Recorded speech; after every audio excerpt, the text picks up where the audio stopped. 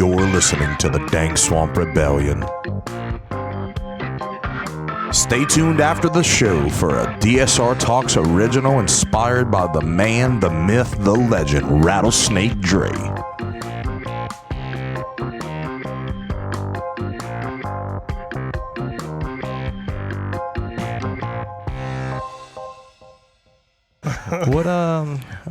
You got any ghost stories you found in the dirt? I did. I do have a couple of ghost stories, and let me start it off by saying I never saw a ghost. I never saw anything crazy, and I've been in some really crazy stuffs up to a couple of years ago. So I'm engaged to get married. We've been together for almost 5 years now to a very lovely woman. I still have no clue why she's hanging around with me, but I'm going to keep her confused as long as I can. Trap. But believe it or not, she could feel things and she could see things. Never in my life did I see anything or feel anything. I think one time when me and my little brother were very small, we saw the ghost of our pet dog because we both kind of saw it and we were very young. Anyway, she is whatever you call it, I don't know what you call it, a spiritualist or whatever, and she could see things. Well, so a medium, basically. Basically, okay. Yeah, okay. So one night we're driving back to our house. We're holding hands in the car, and I'm driving, and I'm just driving, street away from my house, and all of a sudden, something floated across the front of my truck. So I tapped the brakes, and I'm like, holy shit. And she looks at me. She's like, you saw that? I was like, yeah, what the hell was that? She's like, oh no. And I'm like, what? She's like, I don't know why you saw it too. And I'm like, what are you talking about? She's like, well, that's the spirit stuff I see. I've been seeing it since I was little. And I'm like, what? And I noticed I was holding her hand. And I honestly think whatever that happened passed through me. Okay? So fast forward now, she makes sure all my room is blessed. She says prayers because I actually have projectiles that pass through human beings that are sitting on shelves in my room. Yeah. I've actually dug up in Thibodeau a human tooth, which I put directly back in the ground, buried it, and said a prayer. Just because some people would love to have that as, but that was someone that died for a cause. Their body never left that field. It belongs there. It belongs there. Yeah, some things are left buried. Right. I do not need that bad juju following Doesn't need to home. be disturbed. But if you guys ever want to come to my house and come in that room, there's definitely that. I would absolutely love that. That vibration or that power. I would dig that. And it's not good or bad or evil. It's just very heavy. Because there's, like I said, I have a gun similar to the one that's on your wall. But it was under the ground for 150 years, and it was broken in half with bullets still in it. And I can only suggest that happened in the middle of a battle, and it was stepped on, which was broken in half because it was in two pieces when I found it still loaded. So the unfortunate person that had that gun in their arms that day probably did not make it off that battlefield. So if you don't think that some type of energy follows that piece, probably. Absolutely. I've also heard people on the same aspect say that when my mother-in-law moved in with my brother-in-law, we were selling the house, people would come in and ask about the antiques in the house. Who was this from? Where did it come from? And this one guy came in, and he was an antique dealer, and he said he won't buy certain antiques. He won't buy bed pieces. There's certain pieces he wouldn't buy because spirits could be attached to them. And he's like, I'm not really good at getting them off, so I just won't buy them. I do believe that spirits do attach themselves to things, It's called a dead spot. It's like wherever you die, whether it be on a bed, battlefield, the spot you lay, that's your spot, period. Which makes a lot of sense. That's where your spirit leaves your body. Yeah. And it's funny you say that. I have a room filled with that stuff. Like I purposely, if you go on my Instagram later, just scroll past all the stupid videos and funny stuff in my garden, and you'll find stuff that you could look at it and say, I have one, it's a little carving of a little girl, and she's dressed like 1700s clothes, and it's a hand-carved doll piece that's over 200 years old. And when you hold that in your hand, you're like, wow. a father carved this for his daughter 200 years ago. Jumping straight back into it, I do have some objects. They're actually broken pieces of beer bottles. But believe it or not, these are called bitter beers. Yeah. And this was some of the first. They're like a tannish color and brown on the bottom. Yeah. And there's records that you can go and read of the Battle of Lafourche Crossing, because I've hunted this property for over a year. And I've found over 200 bullets and all kinds of different things. I've even found the tip to... You talking about where they have that big tower out there, Lafourche Crossing? well, this is right where the railroad passes over. Yeah.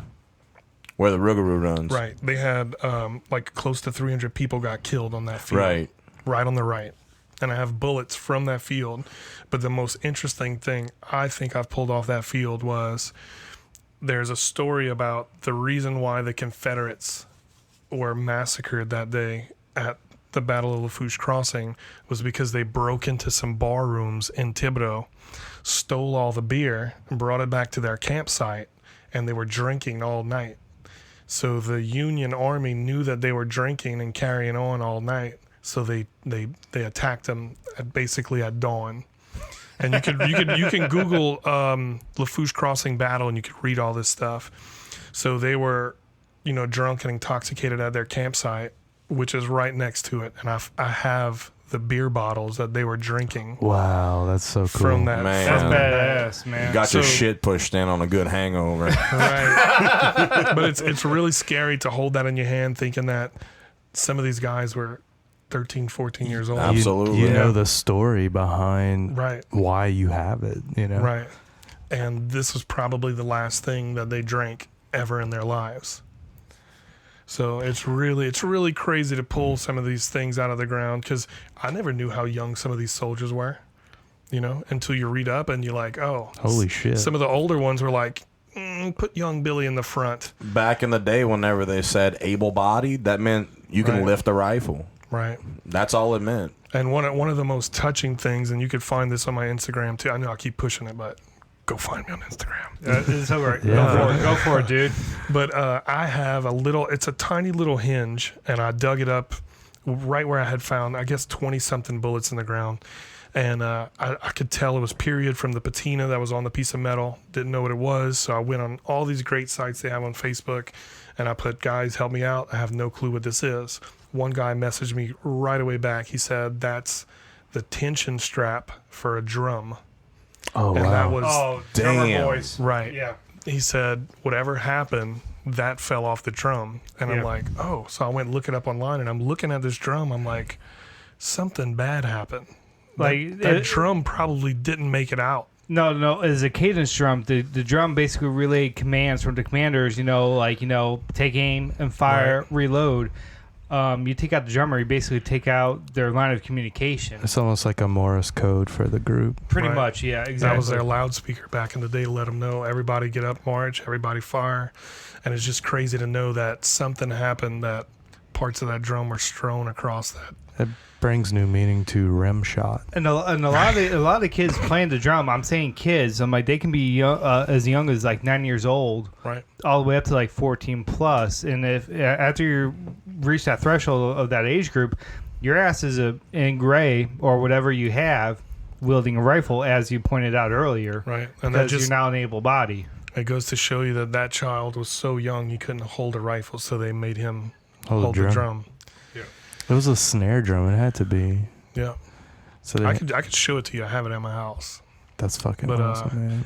that's what really intrigues me. Like, I found silver, I found gold, but those little objects hit so hard on you, you never forget it. I remember the moment I pulled it out the ground. I remember like looking at it going, wow, what is this? I know it's important, I just don't know what it is. And the moment that someone replies to you, sends you a picture from Google, hey, this is what you found, you're like, wow, damn, I just brought something. Dude, I just flashed back to my personal best redfish. I'm telling you, Nag, I felt the same way. Yeah. But it's crazy when you bring something that hasn't seen the light of day in 150, 200 years, And if you wouldn't have, got off of work that day, changed your clothes, grabbed your shovel, got out in that field and went dig it up, that exact day, you probably never would have. You would have never gotten your Because hands on it. that plow could have hit it the next day. Somebody else could have dug it up. True. That's why I say some of these things actually call to me, whether it's the piece itself, whether it's the people from the past, whether it's just a residual haunting. Do or you get a whatever they call it. feeling like when I'm about to go fishing, bro? I can feel where I want to go, Right. and I'm gonna go catch. So do you like when you're about to go? You're like, I may have been thinking about going to Bayou Black and go bass fishing for the last 2 weeks, and then all of a sudden it's like, you know what? I'm going red fishing in Cocodrie. It's actually exactly like that. Yeah. It's actually the same feeling. You'll know this. The feeling you get before you walk on stage knowing that you're about to slaughter it. Yeah. The feeling you're nervous Yep. as hell, your stomach's turning. You don't want to drink nothing. You don't want to eat nothing. You don't want to smoke nothing. You just have to get out there and let it out. Sometimes you get out on the field and I can just feel it. I'm like, whew, I'm about to change. It's here. I'm Yeah. about to change history today. Whether it's very small or it's something huge, because people have with a small metal detector, just like what I got. And remember, I started out with a $60 metal detector. You know, made it to the History Channel. Got a big $3,500 check from the History Channel. Nice. You know, with a cheap little metal detector. So all the kids out there, do it. Go in your backyard. Yeah, hell dig up yeah. all your grandma's yard. You know, they'll get pissed. Mine does still to this day when I go dig their yard. Every pet that ever ran away is about to get dug up.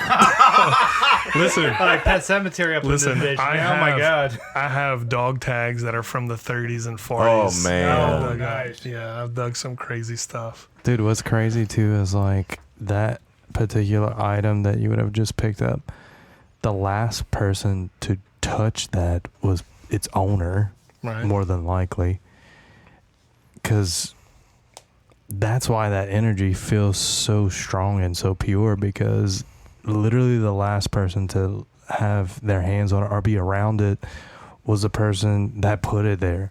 Right. And then it immediately goes from being dug up to being in your hands, and it's a completely different change in focus for maybe that item or that presence of why it's there in the first place. So I 100% believe that you're feeling this calling for me to go out and do this, just like you catching a redfish, or just like me figuring out where the direction of this song needs to go. It's natural towards how that happens, and that's just embodied in us. And same thing like Phil, like the next penis that he molds in ZBrush, he just feels the fleshy bone that it becomes in his mind hole. You know what I find weird, though, is that every penis that he constructs on that 3D printer, It's beautiful. but why is it that it's always only half circumcised? It's like, okay, Turtleneck. here's the reason. Here is the reason. The priest holding the scissors was cross-eyed.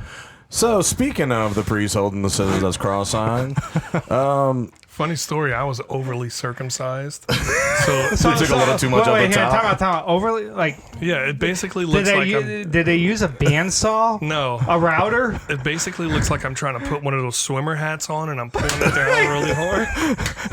High five achieved, folks. So, we needed a comedy relief. and you guys, broke we were that talking thing. about. Holy shit. It's nice and snug. So this ghost story is not even a real ghost story, but this involves Jean Lafitte the pirate and the British that tried to invade the Americas. So the War of 1812, the British come to New Orleans. Not a lot of people know this. Jean Lafitte was a pirate back in the early 1800s. He did not have allegiance to the United States or the British or anybody, but he was a huge force in the Gulf of Mexico. He had multiple ships. He would rob the U.S. as well as the British ships. Did not give a shit. His brother was named as Pierre.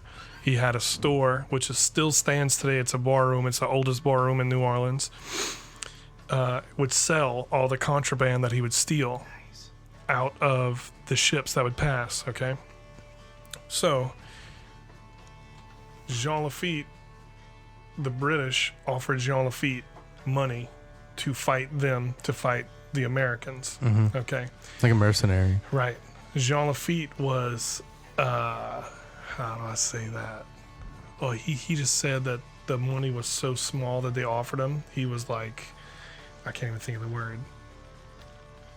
Shortchanged, Basically, undercut. but he was just like, you motherfuckers. You offered me basically They're like... passing him the Mizat. Right. They offered Yeah. him just a couple bucks to come and fight against the Americans. Pissed him off so much that this guy was... Jean Lafitte was a character. He was the first true gangster. Did not give a shit. He would rob a ship, and he would walk on the ship. Okay? A lot of them would give up on sight of a pirate flag. They would see it and know, like, we're going to get killed. It's over. Yeah. Right. Mhm. He would walk up, say, who's the captain? Whoever the captain was, sometimes he would stick the sword through and through his stomach. Those days you were dead if you got a sword stuck through your stomach. He said, this is now a pirate ship. Whoever's second in command can become a pirate, and you will run this ship. You will give me half, and you and your men split the other half. Or I will kill you all and sink your ship. And most of the time they would take the deal. Yeah. So Jean Lafitte did this for about 10 years in the Gulf of Mexico. That's so badass. Right. That's awesome. I have another story of I've probably walked in the same footsteps as Jean Lafitte too, and I'll explain that later. Oh, I know this one.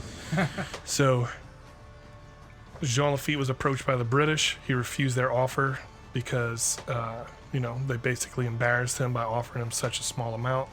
Him and the general of the United States Army hated each other.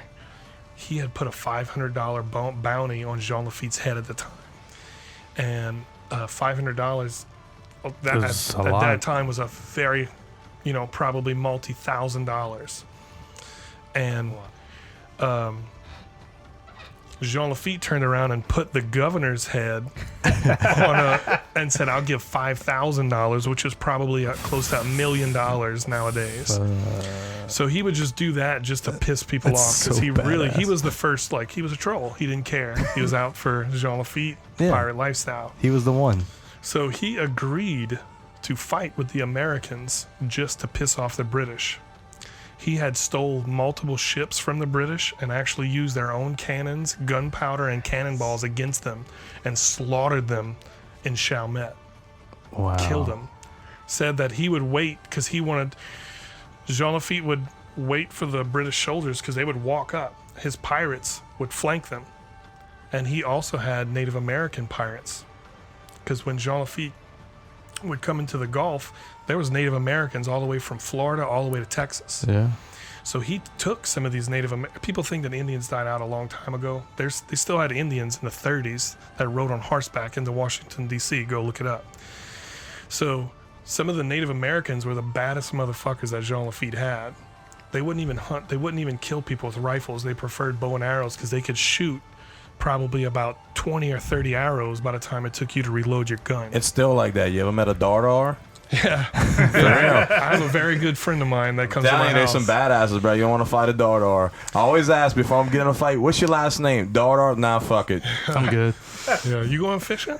But to get to the ghost story behind the whole thing, Jean Lafitte had Native Americans while they were fighting in this war. So when nighttime would come, they would shut down all their war activities and they would fight again the next morning. Jean Lafitte would send the Native Americans. They would strip down all their clothes, probably strip down naked, not to make a single noise. Would sneak into the British encampment, into the general's tent, and kill just the general and sneak back. And they would send letters to the generals of the American army in a peace treaty, like a peaceful, to say, can you please stop sending the ghost at night to kill our generals? Wow. Because they could not fathom that people were sneaking into the tents, cutting their throats, and There's sneaking no out. way someone's so quiet, like, Right. you ain't met a Dardar. Right. They'll Right. sneak your ass. And that's testament to the Native Americans that lived here, that there's still bad motherfuckers out there. I know one personally. He bow fishes. He sees in the dark. And he don't even use a bow. He just takes the arrow and throws it at the fucking Look, fish. I'm not gonna say the guy's name. I'm very good friends with him. I've seen this guy shoot a bow in the dark, nail a fish, bow fish, and I'm like, dude, I can't even see. How did you do that? I've seen him jump underwater, come up with an alligator. And I was like, dude, that's not natural. no, not at all. Why couldn't that be on Swamp People instead of them fucking Right. idiots? That's some kind of shit that No, instead you got Shelby shooting and driving boat through, Who gives a fuck? Watch God this dude damn. fucking destroy nature as it's made, That's the America we live in. 300-year-old tree. I'm gonna cut it down. Whereas this dude's planting a 300-year-old tree. Fuck, Right. what his dick. Fuck, man. That's nuts. Pointing a 3. But You're an idiot. to get to the story about, I know I have searched on one property. I don't want to give up where it's at because I hope to one day get back on that property. Sure. I found Spanish doubloons on this property. Whoa. Yeah. The 2 guys I've hunt with have also found them. They've found bigger ones that are worth probably $2,000 to $3,000. The one I have is from 1804. It's a half real.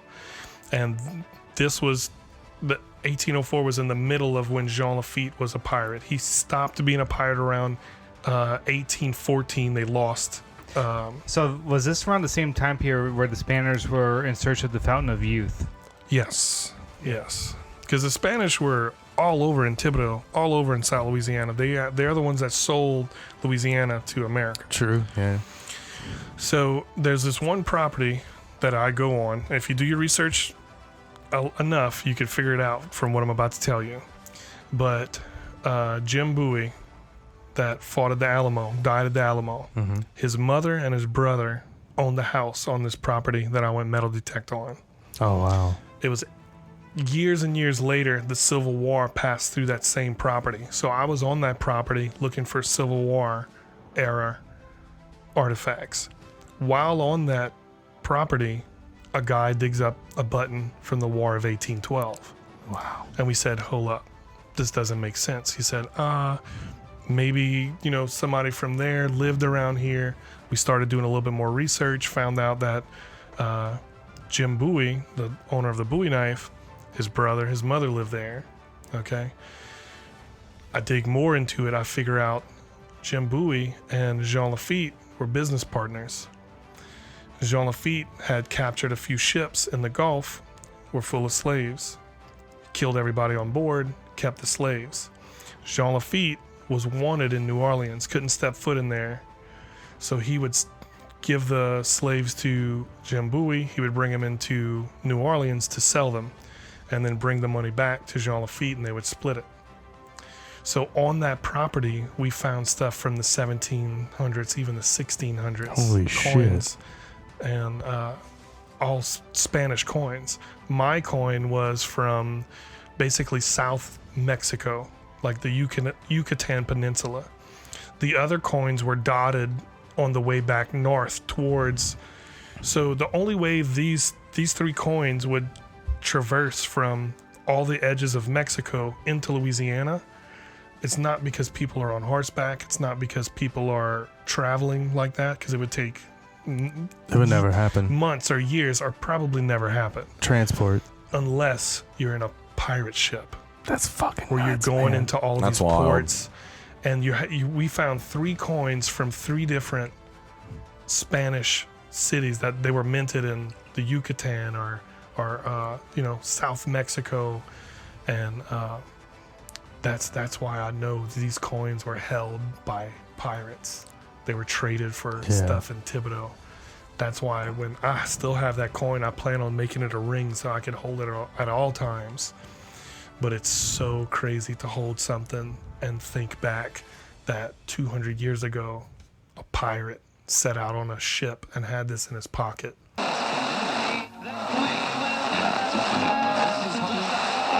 It's those crazy stories that would have never been told unless you go out there that day and dig them up. I honestly thought, I got my first metal detector when I was like basically 10 years old. Found a couple wheat pennies in my grandmother's yard. Just never stopped. So I got 2 decades under my belt till the point where I'm finding things that are close to 200, 300 years old. I do have one artifact that's extremely old that I didn't. Well, I found some. I found a 900 million year old object. What? Yeah, it was a fossil in Texas. It basically looks like a giant snail, and they used to have like an octopus in it. and I think it's called an ammonite or something. Oh like yeah, that. yeah. I've seen those. It looks like a wicked squid and a big snail. Yeah. So I was in Texas one day, and I was metal detecting in Texas. Okay, there was shit. There was nothing there. I didn't find anything. But there was a cliff that went down on the property, so I'm looking in, and I could see all these small little creatures. That's it. What is that called? It looks like a Pokemon. It is a Pokemon. Oh, yeah, it's a Squirtle mixed with a something else. Does it have the Amistar. name of it? Yeah. Look, right there, ammonite. I was Ammonite. actually correct. Yeah, it's an Amistar from Pokemon. I'm not a complete idiot. Or Ammonite. But I have that. That's 900 million years old, and I have that fossil. Dude, that's fucking cool It's as like shit. this big, though. It's like almost the size of a basketball. Yeah, It looks this like a thing about jumbo foot shrimp. diameter, yeah. It looks like a jumbo shrimp. Fuck the calamari, and that's what it came out to be. Is that your favorite thing that you found? That's not my favorite thing, but I wanted to mention that if these things were still alive and Cajuns figured out that those were still alive, they'd be gone. Yeah. Oh, Those yeah. look Oh, do pretty you? tasty. Like, That'd be extinct. you ever boiled those before? Huh? Put some lemons and potatoes. world's biggest beagano right there. It's like, It's well, probably fucking That delicious, is. yeah. you think they've seasoned them the same way they make crawfish? Put some or- lemon on them Absolutely. beaganos. I love that meat. I would bit think of- that they would fry them, they would bake them, they would Be put like- them in an open fire. Why you on the half shell, on the whole shell, on the quarter shell? I don't give a fuck. Who said it was the world's biggest beagano? Which one of y'all said it? I Yeah, didn't the see world's biggest it. beagano. Okay. I just wanted to make sure I knew who said that. It's me, Grovant my ear. But So- you had asked me what the coolest thing. Yeah, what's your favorite like piece that you found? I have. It's probably over 100 years old. No one can actually tell me. But I dug. This was at a plantation that had burnt down during the Civil War. I was digging in the back. I pull the shovel up. I see gold and I see bright blue. It was a gold. It's a handmade gold ring. The basket that this gem sits in is handmade because nothing's symmetrical. So it's a gem. They believe that it's a London blue topaz set in 14 karat gold, and it's over 100 years old. That's the only answer I can get. It Shit. could be worth $300 to $3,000. I'm looking My it up right God. now. Hang on. Is it the mystery that makes it your favorite? Yeah, That it's because not. on the uncovered. inside, there it is right there. That's the same gem. See that's why we have Phil. Yeah, he's good at that. He also likes to. If you have any documents from the CIA, FBI, He pulls 5 them minutes, right bro. away. It's- 5 minutes. I'm a twice convicted felon. Go look that up. Like Hillary's emails, I have them all. Like in the investigation now. Like I had the PDFs of the emails. But what's really interesting about that So that this ring? is the one right here. So it has a London blue diamond in there. So I'm getting married in December. My fiance is gonna wear something borrowed, something blue, and the ring is gonna have its life brought back to it. That's really neat. That's because- amazing. Nice. What's really crazy about that ring, when you look in the inside, you could see 14 karat gold, but it's almost worn completely off. So that ring was worn for years and years by someone who thought it was very, very precious, and then one day it was lost. So that ring sits in my room on a shelf because it's very expensive. I keep it locked up, but she does wear it periodically just to kind of. And it is absolutely gorgeous, like the day it was probably made. Dude, that's awesome, man. But once again, if you go on my Instagram and you dig far enough, you'll better find it. So earlier you mentioned you go into a field that's recently been plowed, Hmm. and you get vibrations, and you go out and find stuff. Do you remember the show Ripley's Believe It or Not back in the late 90s, early Right. 2000s? Yes. There's a story that is very reminiscent of the story you're telling. This single engine Cessna pilot mechanic got struck in the head with a propeller in front of the plane, and he's not able to sleep. He's alive. He recovered, gone through physical therapy, and part of the therapeutical process to regain motor skills in his hand was to play with clay and everything. He started sculpting sculptures of Union soldiers fighting Indians. Now, that being said, do you think that some of the vibrations you were feeling were essentially flashbacks to different soldiers that fought during the war and you know exactly where the bodies were at? Like he is like reenacting scenes within his sculpture? I think it has something to do with that. I don't think it's me specifically. I think it's the actual locations are like a beacon. It's like a lighthouse. I think if anybody gets into it enough that they can sense it too. I know 2 spots, especially one spot on actually by Lafourche and La Rose. I could take any one of you in the woods and you walk into that woods and you will definitely feel whatever the hell is going on. I don't know if you've ever seen on TV where people are walking in the woods and all of a sudden the birds and all the animals just stop. Yeah, you get that dead silence. Dead silence. Mm-hmm. That's what happens. And this is right behind the Duco house in La Rose, which I do have permission. I've been working with the owners to do a documentary on that house. I have permission to go metal detect the front of that place and the back. But there is like a 10-year-old girl that's buried on that property. The headstone was stolen at some time in history, but it was directly out the back door. And there's active ghosts in that house. I've heard stories, everything from people would pass in front of the house and look up in the window. Somebody's looking in the window, and that house is completely abandoned. Hasn't had anybody in there in years. I've personally walked through the house, and believe it or not, as soon as we walked in the house, there was a snake on the floor. So that's kind of like that's a bad omen. That's stuff still dwells here. That's the call of the wild. Man. I've had entity encounters, both good and bad. Mm-hmm. I've seen spiritual type things, even in this house. There are times where my wife and I have seen really strong flashes of light in places that there's no way any outside light could come in pitch blackness and stay for a minute. We've also seen beings walk down the hallway. She has seriously thought she has felt her dad, who died a few years ago, touch her. Like when she's feeling down, like she was in a depression a few years ago. She's sitting on a recliner and she said she felt a hand. And she said when she looked, she could feel an impression of a hand and you could see it on her shoulder. Really? And it eased her. When my dad died a few months after, I was in bed and I got to sleep where it's pitch black. I don't like even a phone charger I don't like no light.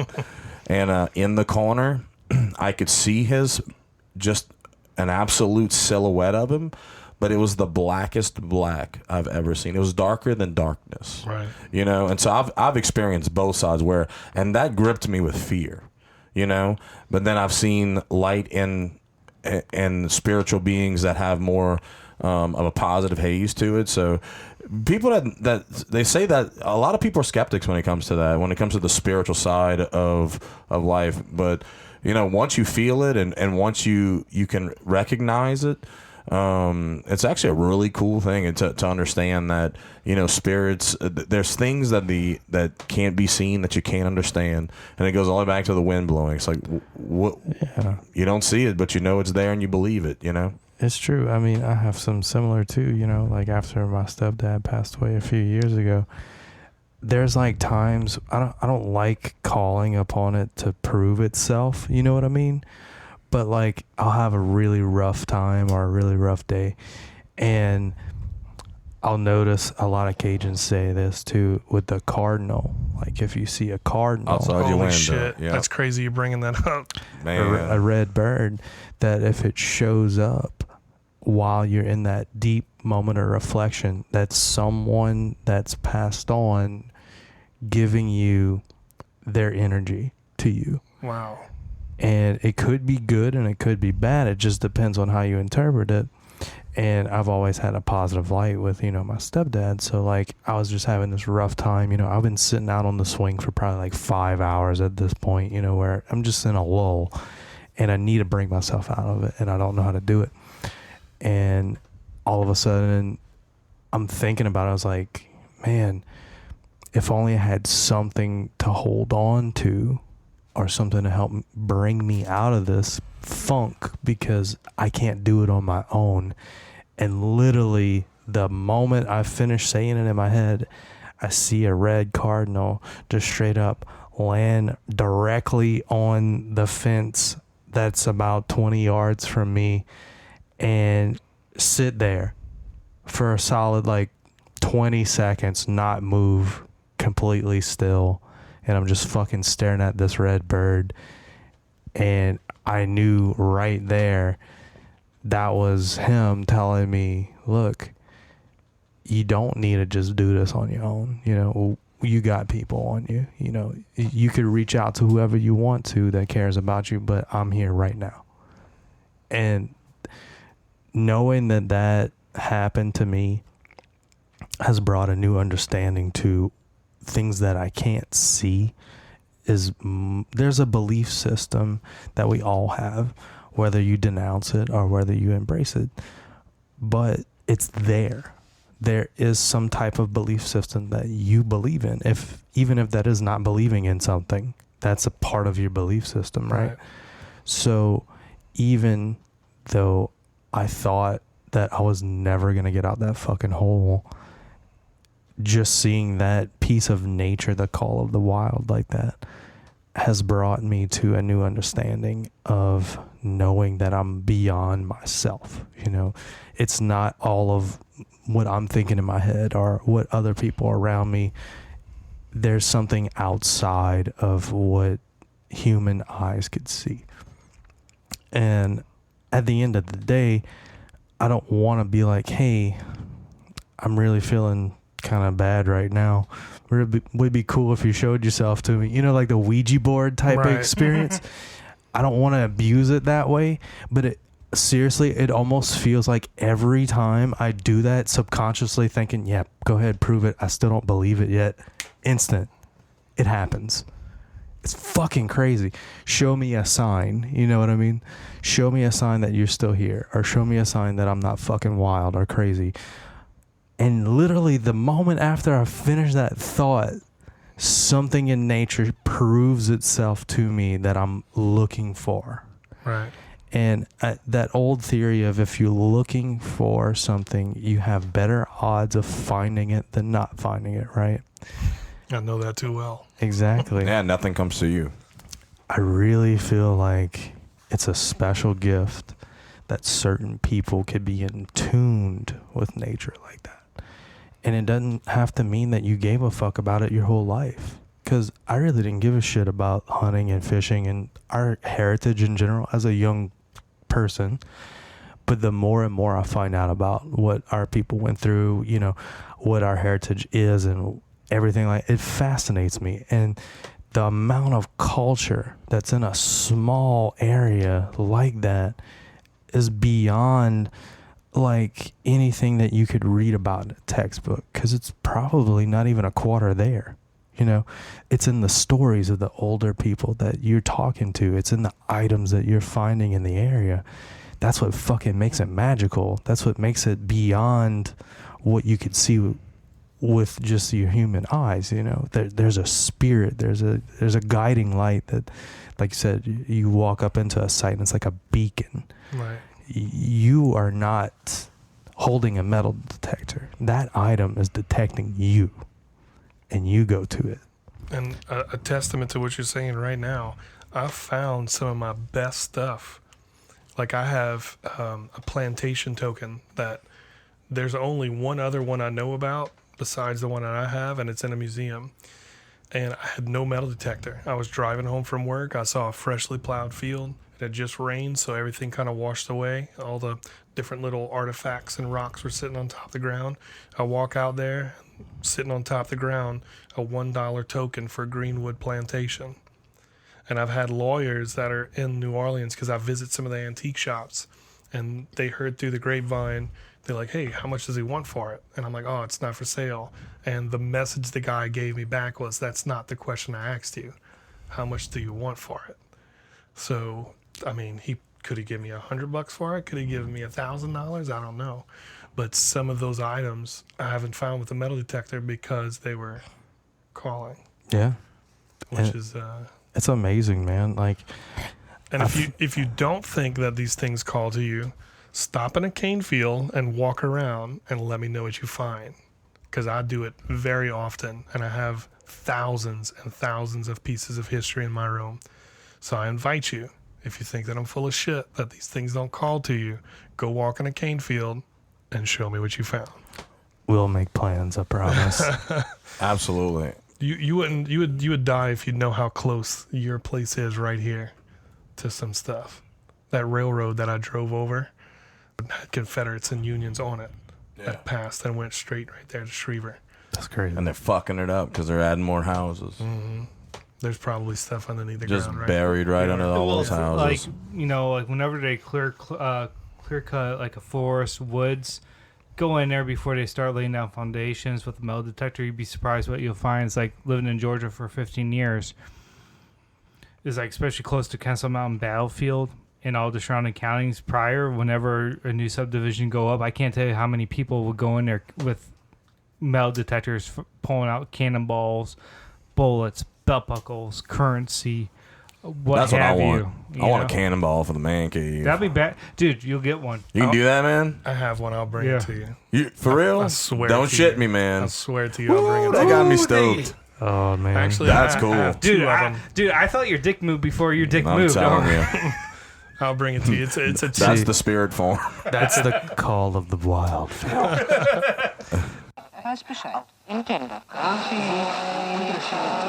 Like, look at this 3D model this fucker makes. Oh, you made that? Yeah. You should make me a rattlesnake. Oh, done. I'll trade you. Done. I'll let you pick something out of the relic room. Cannonball for the man cave here. For He the already studio. said you're a terrible negotiator. He already That's said how he much was- Phil loves me. He's like cannonball for the man cave. It's already Oh, done. you know, I'll tell you what. Like that Civil War rifle that you found. You want No, that? don't do that. No. Like Don't if do I'm gonna that go to big, him. I'm gonna go big. Fuck you. That's in a glass case, and actually, I have to continuously preserve that. So if I would give it to you, you'd have to It's continuously. like a pet. Right, because I have to submerge that every couple of months. This man has a graphics card from 2009. Shadow box and frame. Shadow box and frame. He knows a thing or two about taking care You know what's of the funny part about it? He goes, "That was from my future-proof PC." Dude, it was so future-proof. Why is it on that fucking wall? I built that machine back in 2006. It lasted me to 2012 The before 2007.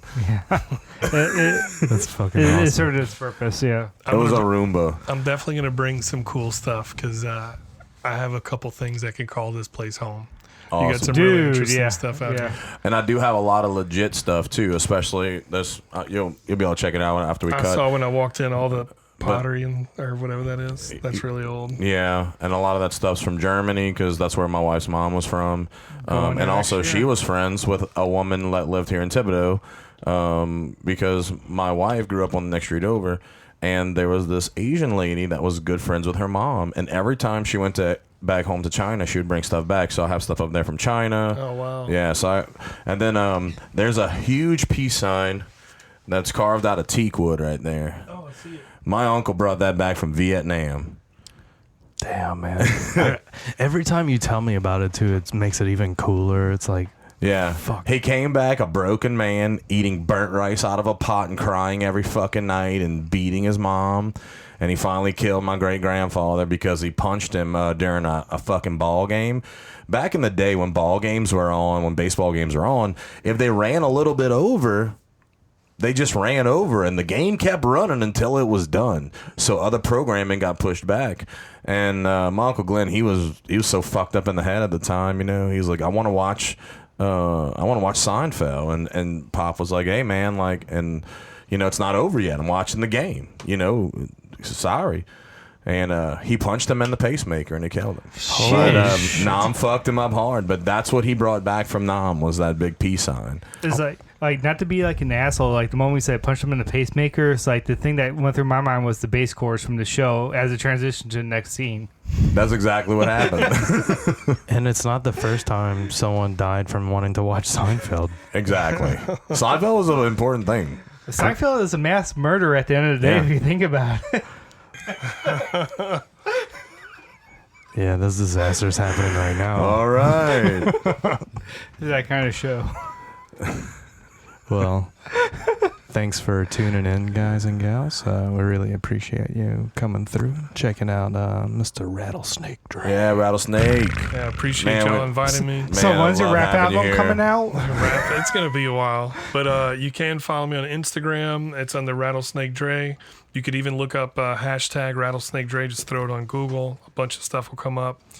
If you want to follow me on Facebook, I put all my videos on Facebook. I put all my stuff on YouTube under Andre Brunet on YouTube. And yeah, stay tuned. I'm probably never gonna stop.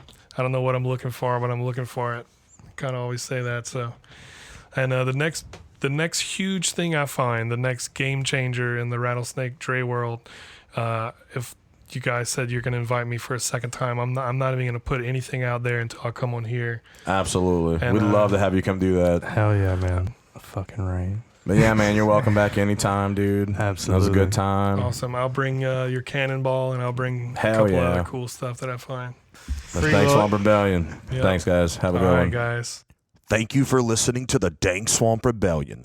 And now for the Rebellion's debut song inspired by Rattlesnakedre.